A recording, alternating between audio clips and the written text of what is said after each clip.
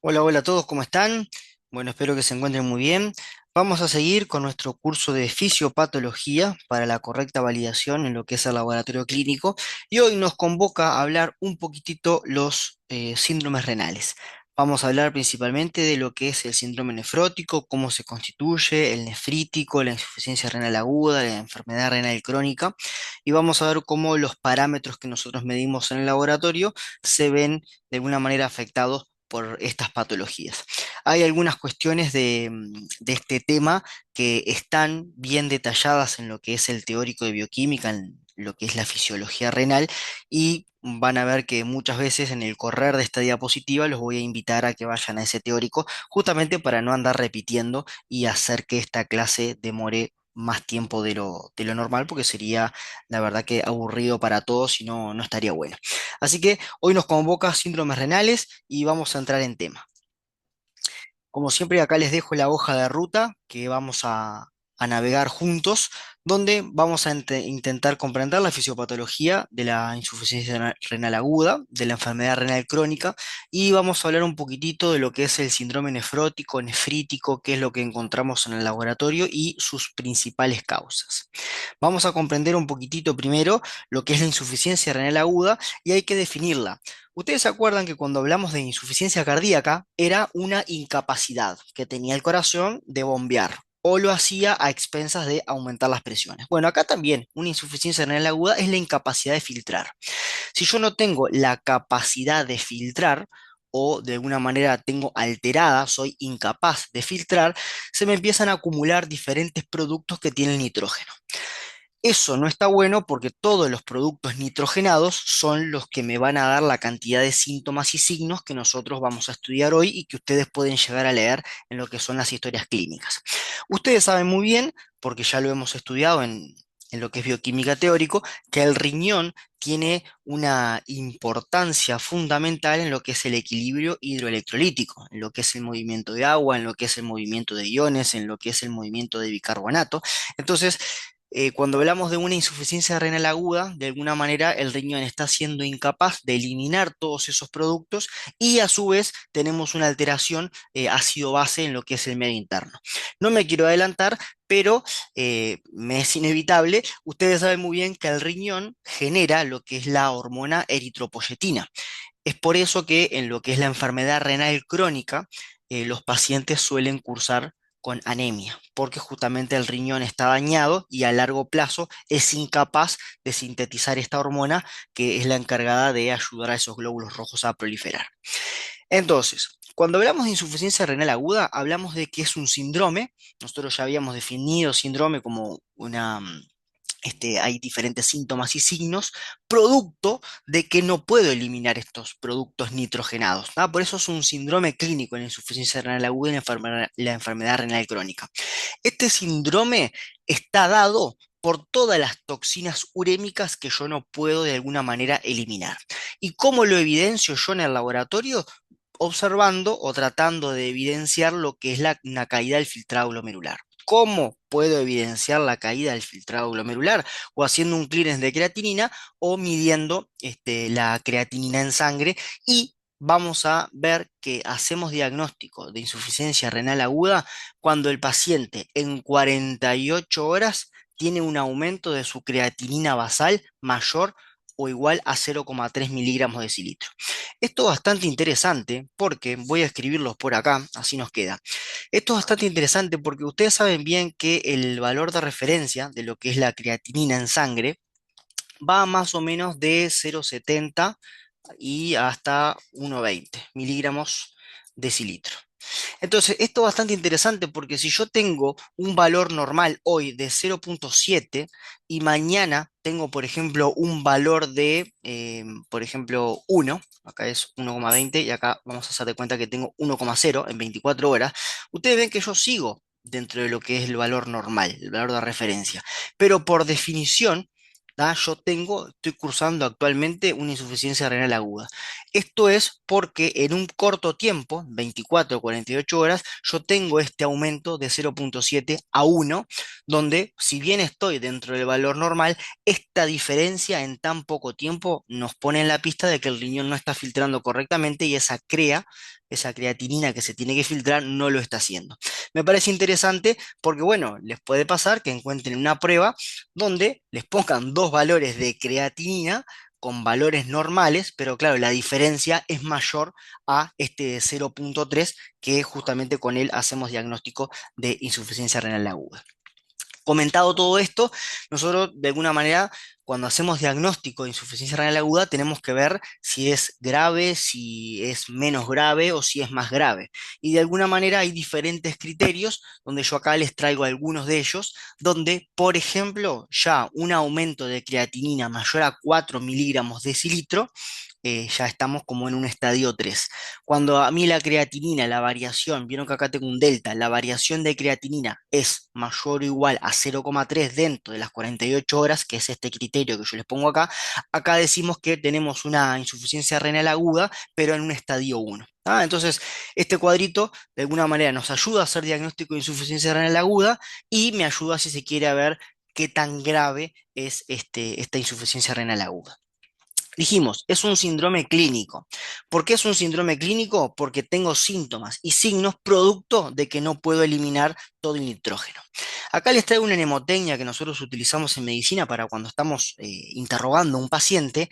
La mnemotecnia es: cuando digiero sangre nervioso cambia el metabolismo general. Es mucho más fácil acordarse así de todas las afectaciones, porque bueno, la mnemotecnia sabemos que es una ayuda a memoria que nos genera atajos. ¿Qué pasa? Ahora vamos a comprender un poquitito por qué esto. La primera C de cuándo son manifestaciones cutáneas. ¿Qué pasa? La urea o todos los productos nitrogenados, urémicos, que no se pueden eliminar, de alguna manera se quedan acumulados en sangre y con el sudor empiezan a aparecer en la piel y es como que se cristaliza la urea en lo que es la piel. Es por eso que tenemos estas manifestaciones cutáneas de que la piel es más pálida, le puede generar prurito al paciente. Esto ya actualmente no se ve tanto porque el paciente normalmente consulta antes y todos los métodos diagnósticos que tenemos son bastante rápidos. Pero es cuando estamos sobre todo en la enfermedad renal crónica, podemos ver pacientes, ya les digo, no tanto, pero manifestaciones cutáneas por esto que les comento de que la urea cristaliza en lo que es el sudor. Manifestaciones digestivas, el paciente puede venir con un dolor, un disconfort en lo que es la boca del estómago, y esto es porque toda la urea que yo no puedo eliminar, de alguna manera llega por sangre a lo que es el intestino. Y nosotros tenemos diferentes bacterias que tienen la enzima ureasa, que lo que hacen es transformar esa urea en lo que es amoníaco, en lo que es el NH3. Ese NH3 de alguna manera me irrita lo que es la mucosa gástrica, es por eso que el paciente puede venir con un disconfort en lo que es la boca del estómago, náuseas o vómitos. La sangre, hay pacientes que van a venir con hematomas, hay pacientes que van a venir con anemia. Lo de la anemia es por lo que les comentaba recién, pacientes que no pueden sintetizar correctamente eritropoyetina, vienen con anemia. Disfunción plaquetaria, ¿por qué? Porque toda la cantidad de toxinas urémicas generan una disfunción en la plaqueta. Puedo tener valores de plaqueta normal, pero no están funcionando correctamente y lo mismo pasa con el sistema de defensa. Puedo tener una leucocitosis de alguna manera normal, pero son disfuncionales.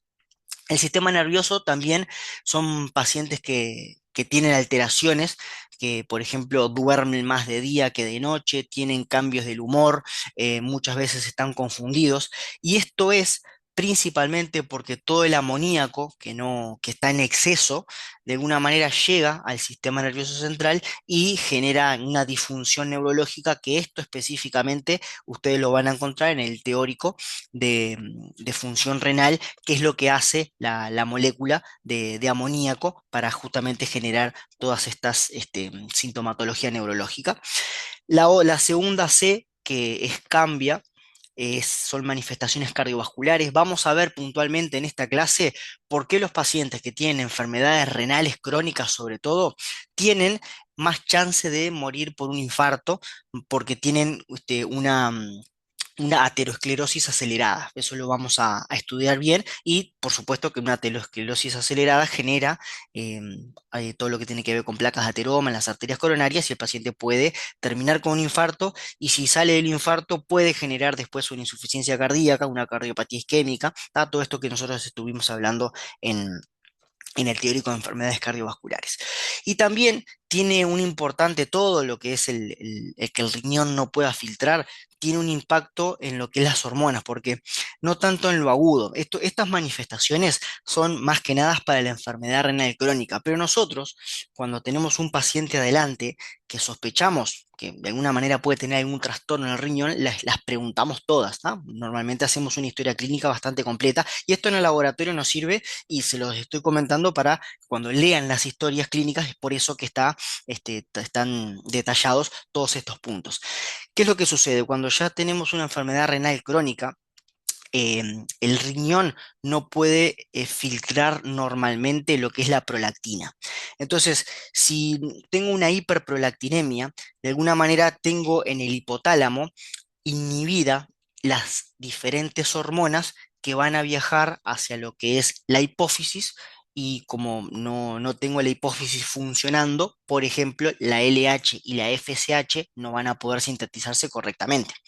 Si no tengo LH ni FSH, claramente lo que es testosterona, lo que es progesterona, lo que es estrógenos, en lo que son las gónadas, no se van a poder sintetizar correctamente.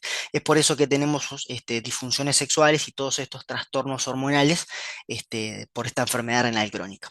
Y después lo que tenemos es que, claro, como cae el filtrado glomerular, yo no puedo, se me acumula el fósforo. Esto que yo les estoy comentando también está en el teórico fosfocálcico, pero acá les tiro un centro bien cortito.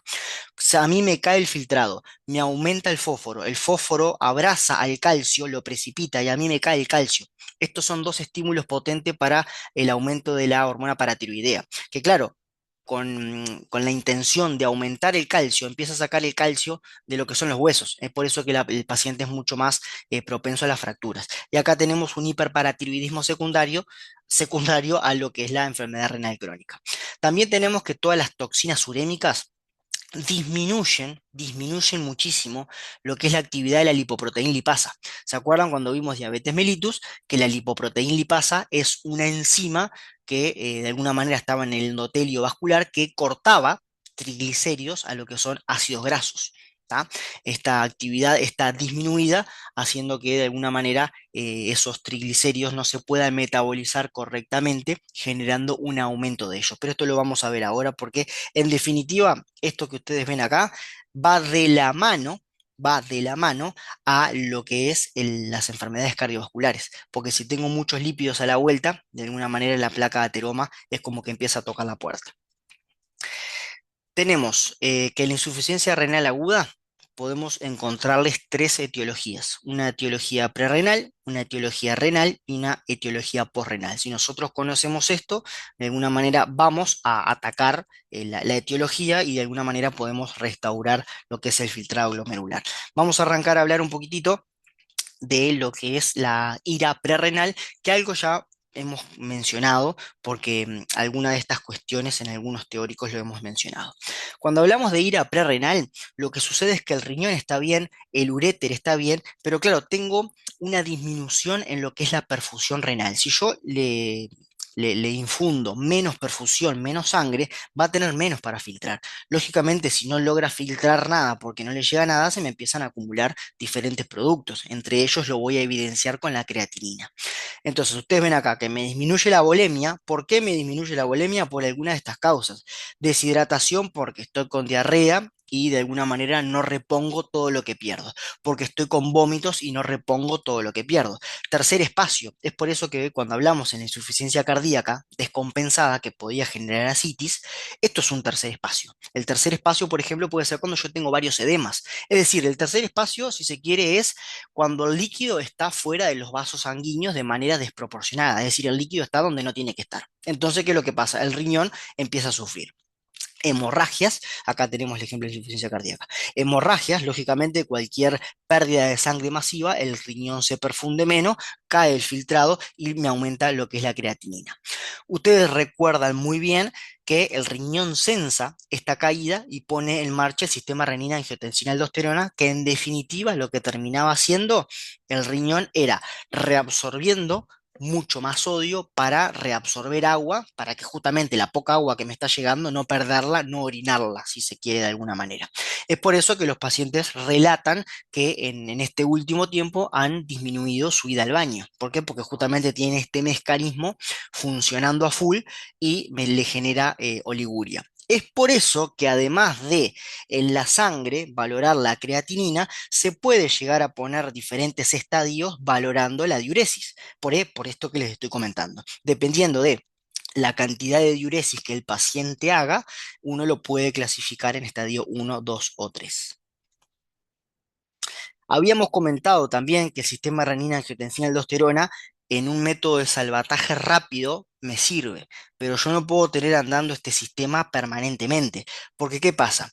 Esto también lo hemos comentado. El sistema renina-angiotensina-aldosterona, esta primera A es sistema renina-angiotensina. La angiotensina acá es como que me pone un nudo acá para de alguna manera aumentar el filtrado acá. Esto está bueno porque empiezo a filtrar más, pero como ustedes saben muy bien, y esto ya lo hemos visto también, por detrás de lo que es este nudo, sigo teniendo capilares y sigo teniendo células las cuales se deben alimentar. Lógicamente que si yo pongo un nudo acá, la perfusión de este otro lado de alguna manera cae. Si cae la perfusión, cae el tenor de oxígeno y acá yo tengo isquemia. Estas células, si no son rescatadas a tiempo, de alguna manera mueren. Y como en algún teórico les comentaba, si muere una nefrona, no pasa nada. Si me mueren 500.000 nefronas, es un paso a lo que es la enfermedad renal crónica. ¿Cómo se soluciona esto? Porque dijimos, si es prerrenal, es por hipoperfusión. ¿Cómo es que se soluciona? Con un suero. Al poner suero, de alguna manera empiezo a perfundir todo esto acá, es por eso que ustedes ven estas líneas rojas más gruesas, y de alguna manera, si yo llego a tiempo, todas estas células que están de este lado de la nefrona pueden llegar a nuevamente perfundirse correctamente y a tomar el oxígeno necesario, y de alguna manera el riñón uno lo puede salvar si se quiere, ¿no? Al rescatar todas estas nefronas. Esto es si yo llego a tiempo, si se quiere. El tema es que muchas veces no llegamos a tiempo y cuando uno quiere actuar, ya el riñón medio que se fundió. Vamos a lo que son las causas renales. La causa renal es el 40%. Vieron que acá en la prerrenal era el 60%, la renal es 40%. Ustedes me dirán, bueno, ya forma 100, porque algo tenemos que tener para la posrenal. Cuando uno lee la renal, se da cuenta que es más o menos entre el 35 y el 40, la prerrenal entre el 55 y el 60. Son números redondos los que yo utilicé, pero se los aclaro ahora porque van a sumar 60 y 40 y ya les va a dar 100. Pero bueno, acá pueden poner, por ejemplo, 35. Lo que quiero que se lleven de todo esto es que la prerrenal es la etiología más prevalente y la posrenal, como van a ver, es la menos prevalente. Entonces, con la renal, ¿qué es lo que tenemos? En la insuficiencia renal aguda, renal, tenemos que lo que fundamentalmente sufre es la estructura renal. Hay algo en el riñón, no nada de lo que le llega, nada de lo que sale que está afectado. Hay algo en el riñón propiamente intrínseco del riñón, que puede ser el propio intersticio, pueden ser los túbulos, puede ser el glomérulo, y acá es donde hablamos de glomerulopatías, tubulopatías, intersticiopatías o vasculitis, que son enfermedades de los vasos que de alguna manera también generan alteraciones renales. Entonces, hay alguna de estas causas que hace que el riñón, por más que le llegue sangre correctamente y la orina pueda salir correctamente, hay algo que pasa acá que de alguna manera no se filtra bien, me aumenta la CREA y también me aumenta lo que es la urea. ¿Qué pasa? La causa más frecuente de ira renal, de alguna manera, es una ira prerrenal que yo no llegué a tiempo a perfundir, a darle suero, dicho de otra manera. Esto que les acabo de comentar se llama necrosis tubular aguda isquémica, que es lo que ustedes ven acá. La causa más frecuente de daño a nivel renal es la necrosis tubular aguda isquémica, que es justamente esto, es una ira prerrenal que yo no llegué a tiempo para perfundir y lo que son las nefronas mueren.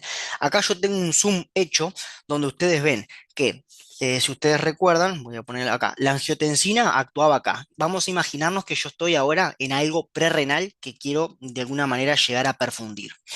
Logro perfundirlo, pero llego tarde. Llegó tarde. Entonces, todo lo que hay acá, todas estas células ya murieron.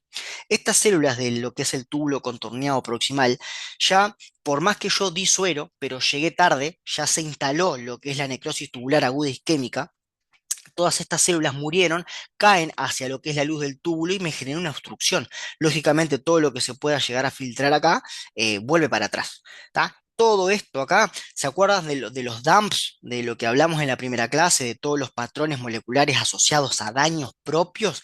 Todo acá gatilla lo que es la inflamación, todo esto empieza a edematizarse, todo el intersticio ya no sirve para nada este glomérulo. ¿Y qué es lo que pasa? Si me pasa en un glomérulo no pasa nada, pero si me pasa en 500.000, claro, no tengo con qué filtrar, cae el filtrado y aumenta lo que es la crea. Hay algo interesante que es por eso que uno debe tener, debe ser rápido a la hora de dar suero y de perfundir todo lo que es el riñón, porque todas estas células del túbulo contorneado proximal no tienen la capacidad de gatillar en lo que es el metabolismo anaeróbico. No pueden. Entonces, claro, cuando uno tiene un plan B, bueno, no tengo oxígeno, pero está, a expensas de aumentar el lactato, igual puedo llegar a vivir, porque pongo en marcha lo que es la glucólisis anaerobia. Pero, como les pongo acá, este sector del túbulo contorneado proximal no tiene esa capacidad del metabolismo anaeróbico. Entonces, todas estas células mueren generándome una ira renal, pero en definitiva es una ira renal a causa de una prerrenal que yo no pude de alguna manera perfundir a tiempo. ¿Ah? La ira renal, dijimos, es el 40% de todas las iras. Y dentro de ese 40%, el 80% es por una necrosis tubular aguda, aguda isquémica.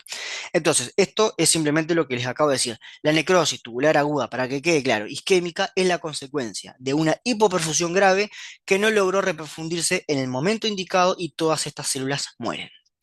Ahora, me queda el otro 20%. Dijimos 80% es la necrosis tubular aguda isquémica. O sea, de este 40, el 80% son estas causas. El otro 20% son agresiones que recibe el glomérulo o los túbulos de componentes exógenos o componentes endógenos.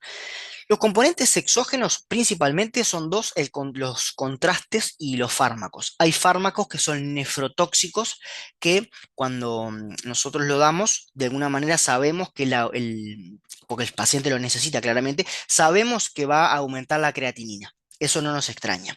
A su vez, cuando el paciente, por ejemplo, va a hacerse un estudio imagenológico, como puede ser una tomografía, con muchas veces se precisa contraste, el contraste es nefrotóxico. Entonces, si ustedes ven una historia clínica, por ejemplo, que hoy tiene una CREA normal y el paciente fue al servicio de imagenología a hacerse una imagen con contraste, es de esperar que en las próximas 24 o 48 horas el paciente tenga una insuficiencia renal aguda, pero en este caso es por un contraste. Por supuesto que hay diferentes métodos para minimizar esa nefrotoxicidad. ¿Tá? Al paciente se le da una batería de fármacos, de amortiguadores, si se quiere, para que este contraste no sea tan agresivo y el aumento de la CREA no sea tan grosero. Pero sepan que el contraste genera una toxicidad. A su vez, estos son los exógenos. A su vez, nosotros, por diferentes mecanismos, podemos llegar a tener compuestos endógenos a la vuelta que generan lo que es una insuficiencia renal aguda renal.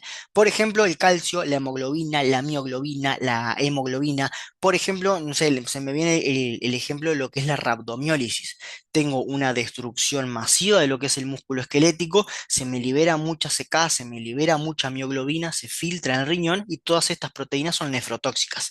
Pero son por compuestos endógenos. Entonces, no hay que extrañarnos cuando un paciente tiene, por ejemplo, una rhabdomiólisis y de alguna manera aumenta la CREA. Bueno, sí, tenemos una insuficiencia renal aguda renal a punto de partida de un componente endógeno. Esto vendría a ser lo que conforman el otro 20%, para de alguna manera llegar a ese 100% de este 40%. ¿Estamos de acuerdo? Vamos a hablar un poquito ahora de lo que es la ira posrenal. Acá, como les decía, es la menos frecuente de todas, se da por una obstrucción, y acá podemos pensar en la hiperplasia prostática benigna, lo que es los hombres, y algún cálculo que puede estar obstruyendo alguno de los pasajes. Entonces, tenemos que puede ser una obstrucción alta o baja, acá tenemos el límite de la unión de lo que son los uréteres con lo que es la vejiga. ¿Y qué pasa? Muchas veces hay pacientes que desarrollan un cálculo a este nivel y esto es un problema porque, claro, toda la orina que viene bajando de alguna manera no puede seguir para acá. Esto tiene el problema de que va todo para atrás, acá empiezan a dilatarse los túbulos, eso lo sensa el intersticio, empiezan a morir células, todo lo que es inflamación y claro, hay una presión que aumenta hacia atrás que me genera edema, que me cae el filtrado. ¿Qué es lo que pasa? Cuando uno tiene un cálculo de un lado solo, este riñón a corto plazo es como que se pone el cuadro al hombro y dice, bueno, acá yo hago una hiperfiltración. Pero claro, pero esto no puede ser sostenido en el tiempo porque la hiperfiltración implica cambios anatómicos y funcionales que en el corto plazo, bárbaro, me ayudan, pero a largo plazo termina afectándose este riñón también. Es por eso que en este tipo de cálculos, a este nivel, se utilizan diferentes metodologías que desde afuera se pueden dar choques de onda para que de alguna manera el paciente después lo termine expulsando.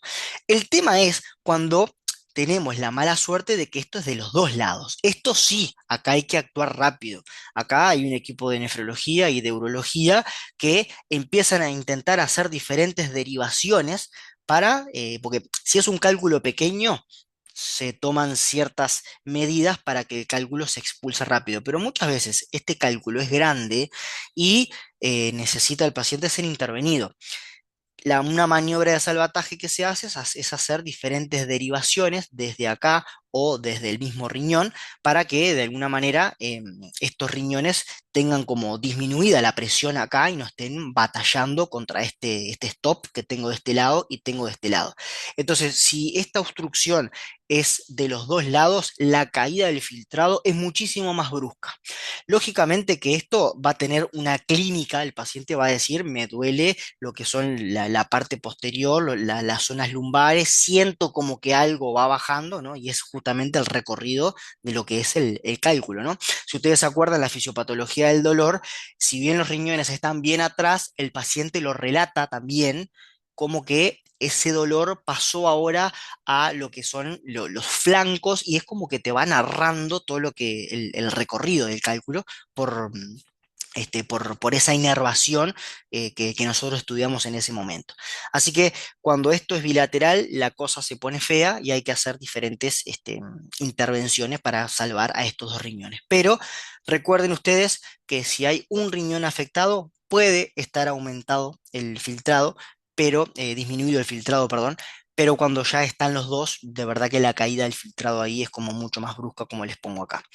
Después, esto con lo que tiene que ver con los cálculos.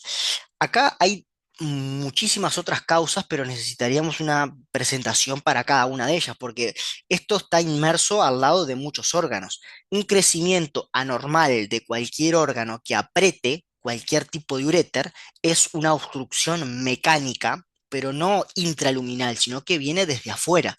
Entonces, habría que estudiar caso por caso. Pues es por eso que la obstrucción normalmente nosotros damos lo más frecuente, pero cualquier órgano que esté a la vuelta comprimiendo puede llegar a generar un problema en lo que es el uréter, sobre todo la embarazada, ¿verdad? La embarazada tiene ese tema de que cuando el útero empieza a crecer, es como hay que verlo así como que se apoya en lo que es el riñón derecho y empieza de alguna manera a dilatarse esta zona acá, pero bueno, es producto de toda la rotación y todos los cambios que tiene ese útero.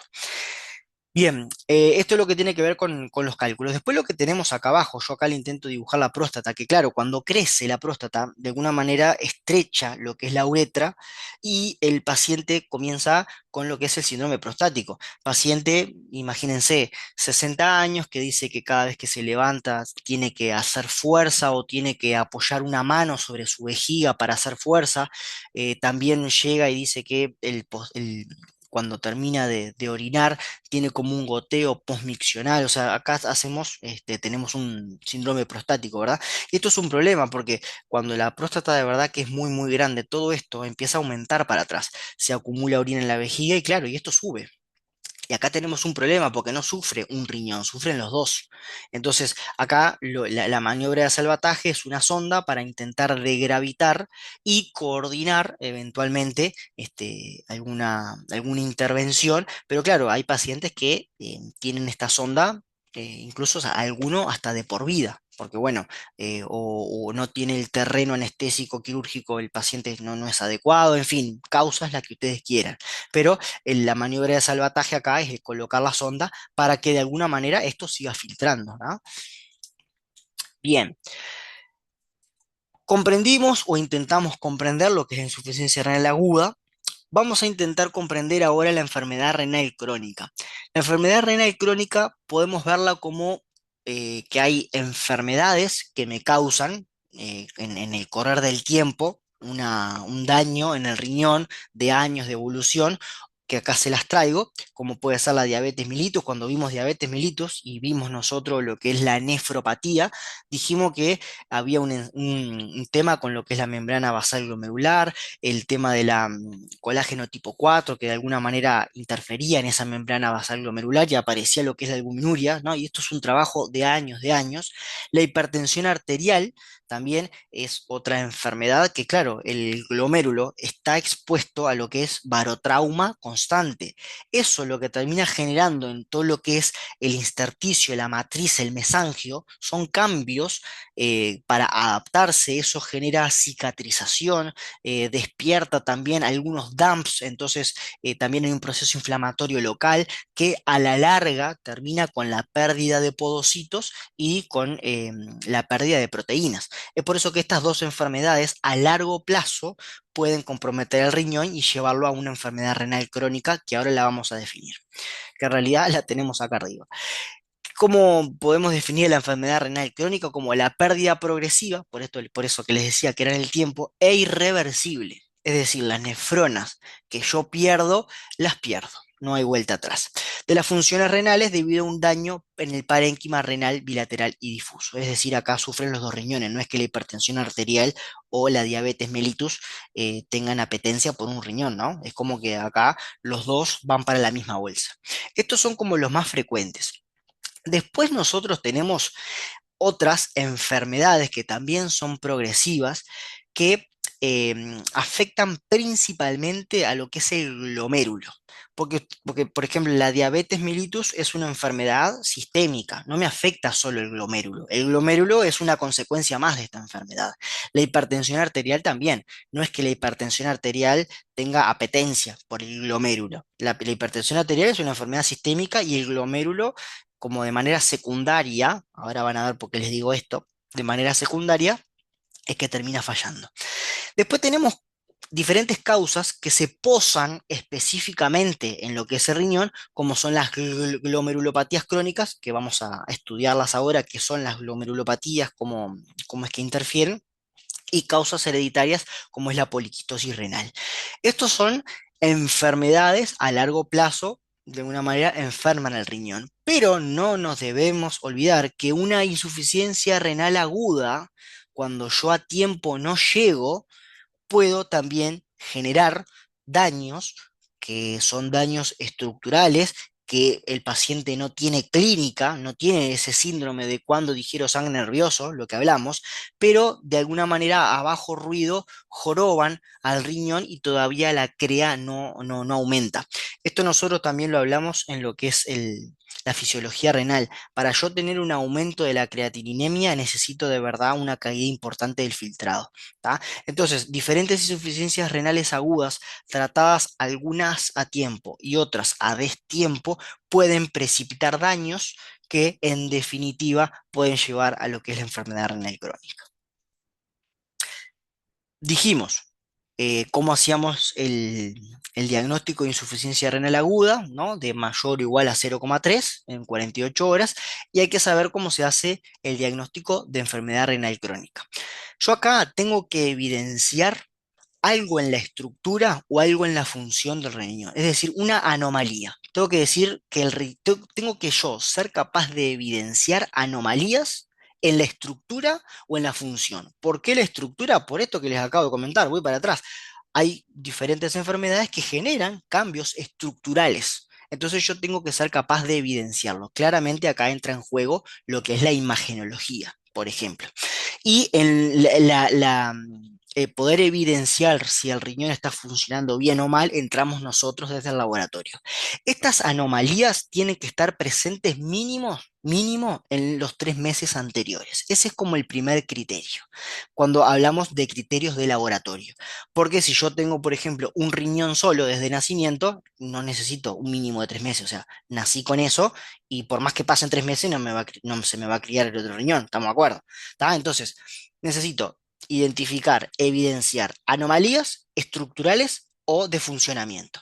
Cuando hablamos de funcionamiento, hablamos específicamente del laboratorio. Entonces, mínimo 3 meses y tengo que tener otro criterio, porque la estructura yo la debo evidenciar con imágenes. Entonces, si yo tengo un riñón poliquístico, yo ya puedo decir que soy enfermo renal crónico. Si tengo una hidronefrosis, también. Si soy monorreno, también. O si ya tengo una historia de trasplante renal, yo de alguna manera tengo diagnóstico de enfermedad renal crónica. Puedo también, se puede realizar una biopsia y evidenciar en los microscopios, diferentes microscopios, alteraciones en la estructura, glomérulos todos pegoteados, donde yo por biopsia puedo evidenciar atrofia o fibrosis y hago el diagnóstico de enfermedad renal crónica, hayan pasado o no hayan pasado 3 meses. Porque para lo que es la biopsia y para lo que es las imágenes, esto de 3 meses como que queda un poco de lado. ¿Para qué utilizamos los 3 meses? Para evidenciar lo que es la función. Y ahí entramos nosotros. ¿Cómo yo hago el diagnóstico de enfermedad renal crónica desde el laboratorio? Necesito mínimo 3 meses de un filtrado glomerular menor a 60 mililitros por minuto. Es decir, que mínimamente necesito dos clearance de creatinina, por ejemplo, ¿tá? Separados en el tiempo, mínimo 3 meses. Puedo hacer el índice albuminuria creatininuria en orina aislada y evidenciar que este índice es mayor o igual a 30 miligramos gramo, mínimo de 3 meses. Y puedo llegar a tener un sedimento, tengo que evidenciar en el sedimento urinario diferentes parámetros de lesión, como pueden ser hematuria o como pueden ser cilindros hemáticos. ¿Tá? Esto mínimo por 3 meses. ¿Tá? Esto es fundamental. Necesito que estas anomalías estén mínimo 3 meses y que alguna de ellas se cumplan. No se tienen que cumplir las tres, con una que se cumpla ya está. Y esto es muy interesante porque el laboratorio permite, de alguna manera, generar esta cuadrícula, que ustedes ven que tienen los colores del semáforo. Me sobra el naranja, pero bueno, ustedes entenderán la analogía. ¿Por qué esto? Porque de alguna manera, así como yo clasifico a la insuficiencia renal aguda de 1 a 3, acá yo también tengo que ver el paciente qué tipo de enfermedad renal crónica tiene. Lógicamente que si a mí el cruce que vamos a estudiar ahora me da en la zona roja, es un paciente que me tengo que preocupar más que aquel paciente que me da en zona verde. Entonces, esta cuadrícula de alguna manera me determina a mí la severidad, el riesgo, ya vamos a ver de qué, y me permite a mí ser más agresivo o no con un tratamiento y de alguna manera me permite hacer una vigilancia mucho más cercana, ¿tá? Porque de alguna manera yo acá me voy moviendo de cuadraditos. Lo bueno sería pasar del amarillo al verde y del naranja al amarillo. Lo malo es al revés, ¿verdad? Entonces, ustedes ven que acá tenemos esta cuadrícula que me relaciona el filtrado glomerular y me relaciona las diferentes cantidades del índice albuminuria creatininuria. Esto sería una cosa así. Ustedes lo que ven es que yo tengo acá una cuadrícula que me dice A1, A2, A3, que esto se corresponde a un índice, por ejemplo, A1, un índice albúmina creatininuria que es menor a 30 miligramos gramo. El A2 es un índice que va entre 30 y 300 y un A3 es un índice que va a mayor a 300 miligramos gramos. Así es como nos vamos moviendo de esta manera vertical. ¿Cómo nos movemos en horizontal? Dependiendo de la cantidad del filtrado glomerular que el paciente tenga. Y acá es donde viene una confusión muy frecuente, porque dijimos, para hacer el diagnóstico de enfermedad renal crónica, yo necesito en el tiempo, en un mínimo de 3 meses, un filtrado sostenido menor a 60 mililitros minuto. Y el primer renglón, ustedes ven que el filtrado para entrar en este primer renglón es mayor a 90. Y es como un poco contradictorio. El tema es que, por ejemplo, dijimos, yo puedo hacer diagnóstico de enfermedad renal crónica no solo por el laboratorio, sino también por la imagen. Entonces, claro, imagínense que la imagen me revela que yo soy un paciente monorreno, por ejemplo, o soy un paciente que tuve una historia de trasplante renal. Yo ya por defecto, ahí yo ya entro en la categoría de enfermedad renal crónica, pero puedo tener un filtrado normal. Es por eso que encontramos estos filtrados, mayor a 90 en este caso, que no coincide con lo que nosotros esperamos en el laboratorio. Pero insisto con esto, yo puedo, acá porque estamos haciendo zoom y profundizando cuáles son los criterios de laboratorio para hacer diagnóstico de enfermedad renal crónica. Pero puedo hacer diagnóstico de enfermedad renal crónica entrando por la imagenología y medir el filtrado y medir lo que es la albúmina creatininuria para en definitiva poder llevar adelante y poder entender esta cuadrícula. Pero me pareció interesante poder explicar estas cuestiones que muchas veces se confunden, ¿no? Necesito menos de 60 mililitros minuto para hacer diagnóstico de enfermedad renal crónica y el primer renglón es mayor a 90. Es como que no cuadra. Pero era por eso que les acabo de comentar. Entonces, tenemos, nosotros vamos a hacer el cálculo del filtrado glomerular, lo vamos a colocar acá, y acá tenemos que hacer el índice albúmina creatininuria, donde, dependiendo de lo que nos dé, es donde vamos a hacer los cruces y vamos a colocar al paciente. Muchas veces también pasa, lo voy a escribir por acá, que nos piden, en vez de albúmina creatininuria, nos piden proteinuria creatininuria. Y ustedes me dirán, bueno, pero estos valores que ustedes ven acá, 30, de 30 a 300 y mayor a 300, es de albuminuria creatininuria. ¿Cuáles son los valores de proteinuria creatininuria? Bueno, acá menor a 150, las unidades son las mismas, ¿no? De 150 a 500, 500 y acá es mayor a 500. Entonces, dicho de otra manera, un índice proteinuria creatininuria de 600, que entramos acá, equivale a un estadio de albuminuria creatininuria de mayor a 300, o lo que es lo mismo decir, estadio A3. ¿Tá? Un un índice proteinuria creatininuria de, no sé, menor a 150 equivale a un estadio albuminuria creatininuria de un A1. ¿Ah? Es así, porque muchas veces pasa que, imagínense, no tengo el reactivo de albuminuria, entonces tengo el de proteinuria, bueno, vamos con la proteinuria, pero hay gráficas que traen los dos valores, yo simplemente les traje la gráfica de lo que es la albuminuria, pero nada, aprovecho y les comento cómo sería con la proteinuria. Voy a cambiar el lápiz ahí. Entonces, tenemos esta cuadrícula y yo les comentaba, dependiendo del color que nosotros tengamos, es el riesgo. Riesgo bajo, moderado, alto o muy alto. Pero ¿riesgo de qué? Riesgo sobre todo de diálisis. Riesgo sobre todo cardiovascular. Y ahora vamos a empezar a detallar esto. Riesgo de diálisis, a mí me veo dependiendo del color donde yo estoy, si el paciente necesita el equipo de diálisis o no para poder sobrevivir, para poder filtrar, y riesgo de tener enfermedades cardiovasculares, riesgo de tener infarto, riesgo de tener insuficiencia cardíaca, ACV, FA, en fin. Y ustedes ven que el riesgo de sufrir todas estas enfermedades cardiovasculares tienen que ver con las placas de ateroma que ustedes pueden llegar a ver en estas arterias en los dibujos. ¿Por qué el enfermo renal crónico tiene más chance de sufrir algo cardiovascular? Porque todas las toxinas urémicas que yo no puedo eliminar, no solo la urea, porque la urea es como el prototipo madre de todas.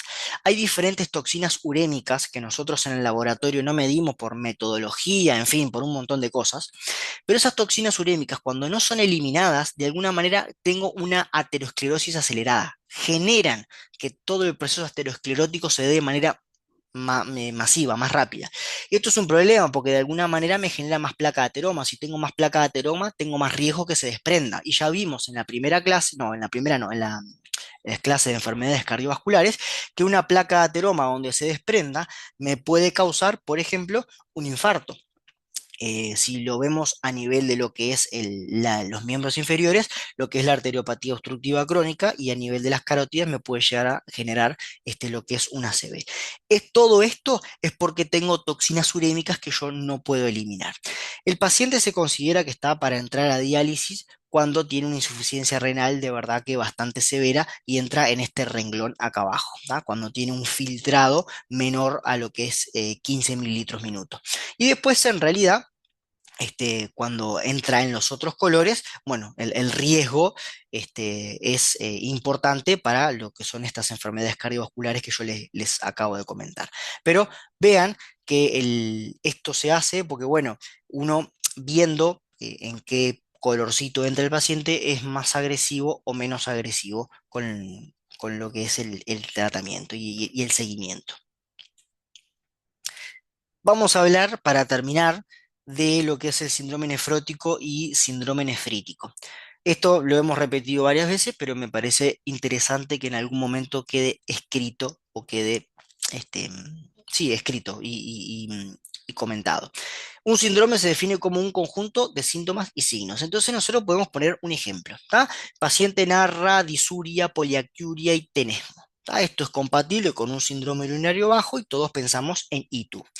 Pasa lo mismo con el paciente que yo les comentaba hoy, 55 años, dificultad en la micción, chorro entrecortado, goteo posmiccional. Acá todos pensamos en un síndrome prostático y haremos zoom en la próstata. Y un paciente que, imagínense, tiene antecedentes familiares de diabetes, viene con poliacuria, polidipsia, polifagia, síndrome diabético precoz. Entonces, ¿qué nosotros encontramos en el síndrome nefrótico y síndrome nefrítico? Diferentes síntomas y signos que a mí me hacen pensar que el riñón no está funcionando correctamente, porque voy a tener diferentes hallazgos que me hacen pensar a mí, este paciente tiene un nefrótico o este paciente tiene un nefrítico. ¿Por qué yo debo hacer si tiene un nefrótico o un nefrítico? Porque las causas son distintas. Y si las causas son distintas, posiblemente el tratamiento también sea distinto. Entonces, comentado esto, vamos a entrar a profundizar lo que es el síndrome nefrótico y cuáles son los síntomas y signos que puede generar este síndrome. Primero que nada, el síndrome nefrótico, lo que hay es que la membrana glomerular es un colador gigante. Es decir, tengo un aumento de la permeabilidad masiva y eso hace que yo en el laboratorio encuentre una proteína en 24 horas de 3,5 gramos 24 horas. ¿Tá? Esto es, pero lo primero, el síndrome nefrótico se caracteriza por una proteinuria masiva. Es un paciente que en el laboratorio yo voy a encontrar que tiene hipoalbuminemia. ¿Por qué? Porque justamente la hipoalbuminemia, la albúmina, se pierde por todo lo que es el riñón, entonces yo lo encuentro como hipoalbuminemia. ¿Cuáles son los síntomas o los signos que el paciente me va a relatar o yo voy a ver? El edema. ¿Por qué? Porque nosotros debemos recordar que la albúmina es un importante factor en mantener la presión oncótica. Si no tengo albúmina, el paciente tiene edemas. Otra cosa que voy a poder evidenciar tomándole la presión arterial es que el paciente tiene una hipertensión. ¿Por qué? Porque claro, tengo edema, tengo líquido en otro lado que no son los vasos. Se pone de manifiesto el sistema renina-angiotensina-aldosterona metiendo agua y sodio para adentro. Hipertensión. A su vez, el paciente tiene hiperlipidemia. ¿Por qué? ¿Qué es lo que sucede? De alguna manera el riñón no, perdón, el hígado tiene que compensar esa presión oncótica que yo estoy perdiendo porque no estoy teniendo albúmina. Entonces, el hígado, en una manera desesperada de producir proteínas, comienza a producir la alfa-2 macroglobulina, el fibrinógeno, y claro, él no tiene la capacidad de decir, voy a producir estas dos proteínas solamente. Él cuando produce todo, produce proteínas, lipoproteínas, apolipoproteínas, produce todo. Entonces, claro, la cantidad masiva de lipoproteínas es importante, es por eso que el paciente que tiene un síndrome nefrótico, de alguna manera, tiene riesgo de lo que es la aterosclerosis, porque tiene muchas lipoproteínas VLDL que se van a transformar en LDL y que es un problema, porque sabemos que las LDL, cuando se oxidan, van a formar lo que es la placa de ateroma. Y a su vez, también tiene riesgo trombótico. por dos cuestiones. Primero que nada, yo tengo una pérdida de antitrombina 3. La antitrombina 3 es uno de los inhibidores fisiológicos de lo que es la coagulación. ¿Sí? De alguna manera yo no puedo inhibir la coagulación cuando se da, porque estamos de acuerdo que todo tiene que ser en su justo medio. Se da la coagulación y yo no me puedo coagular todo. La antitrombina 3 es la que para el proceso fisiológico de la coagulación. Pero claro, la pierdo a la antitrombina 3 y a su vez tengo un exceso de fibrinógeno. Todo esto genera un sustrato y un terreno para que el paciente tenga riesgo trombótico. Entonces, el síndrome nefrótico, que ahora vamos a ver las causas, se caracteriza por todo esto que ustedes ven acá. Cuando en alguna prueba, en algún oral, en algún encuentro o algo, les pregunten cuáles son las características del síndrome nefrótico, ustedes tienen todo lo que está en rosadito y el porqué de cada una de ellos. Ahora, cuando nosotros estudiamos las causas del síndrome nefrótico, tenemos bastantes, digamos. Una de las causas que generan síndrome nefrótico son las glomerulopatías, es decir, enfermedades del glomérulo. Afectan la estructura del glomérulo y hacen que ese glomérulo sea un colador bastante gigante donde deje pasar absolutamente todo, entre ellos lo que son las proteínas. ¿Qué pasa? Van a ver que el síndrome nefrótico me lo puede dar una nefropatía diabética, porque si se quiere, como nosotros estudiamos la diabetes, me ensancha la membrana basal, hace que cambien las cargas, genera colágeno tipo 4, entonces me puede generar una glomerulopatía la diabetes. Por ejemplo, pacientes que tienen procesos autoinmunes sistémicos, porque el lupus en realidad no es que se empeña en jorobar solo el riñón. El lupus es una enfermedad autoinmune sistémica donde el riñón de alguna manera sufre colateralmente, porque el lupus arrasa con todo y puede generar una glomerulopatía, es decir, una enfermedad en el glomérulo. Y después, por ejemplo, tenemos las gamapatías monoclonales, como es el mieloma múltiple, que el mieloma múltiple no dice voy a atacar el riñón. Está sistémicamente distribuido por todo el cuerpo y el riñón sufre. Entonces, ¿por qué se puede dar un síndrome nefrótico? Por una glomerulopatía, y esta glomerulopatía puede ser por estas causas, que ahora lo vamos a profundizar un poquitito más. Ahora, yo puedo también tener una glomerulopatía lo cual se llamó lesiones mínimas, porque justamente lo único que se evidenciaba era una fusión de los pies de los podocitos. Ustedes se acuerdan que los podocitos son una estructura bastante importante en lo que es la membrana basal glomerular. Esos podocitos no estaban bien distribuidos, estaban todos fusionados, y esto lo que genera es un síndrome nefrótico.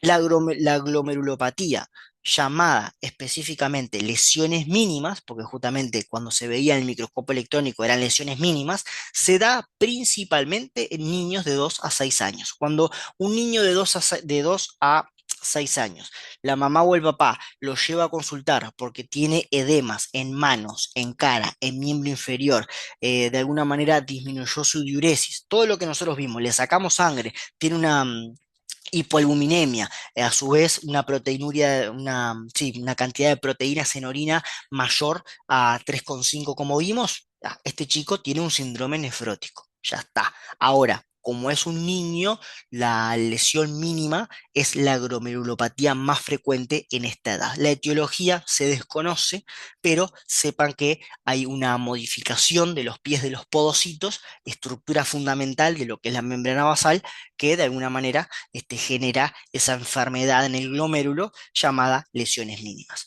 Hay otra que se llama focal y segmentaria, porque cuando se hacían las biopsias renales se daban cuenta que, por ejemplo, si veían 50 glomérulos, 20 estaban afectados, es decir, como que había una afectación focal. Y segmentaria, porque de esos 20 glomérulos afectados había un segmento. Es por eso que la enfermedad o glomerulopatía se llamó focal y segmentaria por esta explicación que les acabo de demostrar.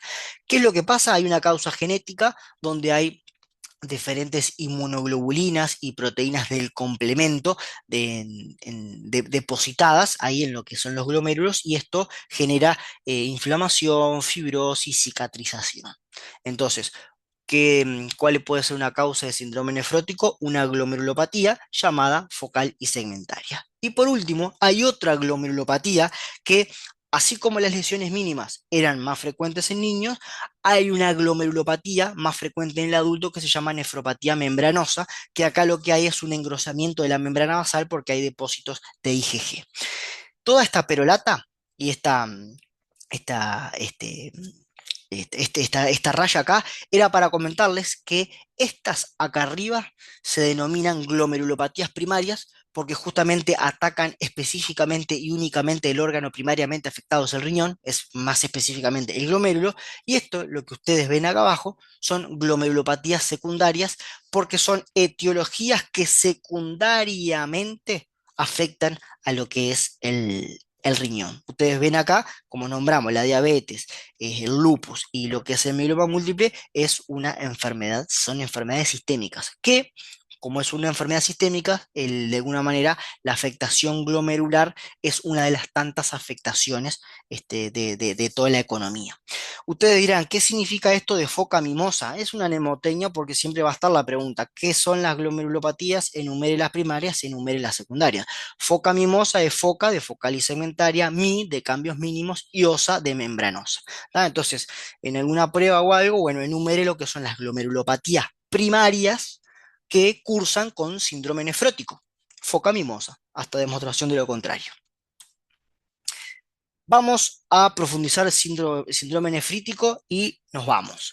¿Qué es lo que tenemos en el síndrome nefrítico? La fisiopatología que hay detrás es distinta. Acá lo que hay es una respuesta inmune que rompe capilares renales y esto ya es algo distinto a lo que es el síndrome nefrótico, porque se caracteriza el síndrome nefrítico por tener en el sedimento cilindros hemáticos y eritrocitos. ¿Por qué? Porque hay una respuesta inmunológica que genera una rotura de capilares que de alguna manera yo los evidencio o se ponen de manifiesto cuando en el sedimento yo veo eritrocitos dimórficos o cilindros hemáticos.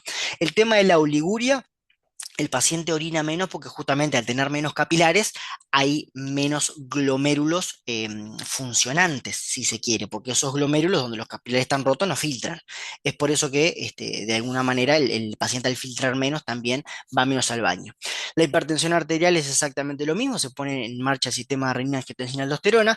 Tengo edema menos pronunciado que en el nefrótico y una de las diferencias es que la proteinuria a diferencia del nefrótico, que era mayor a 3,5, acá es menor a 3,5.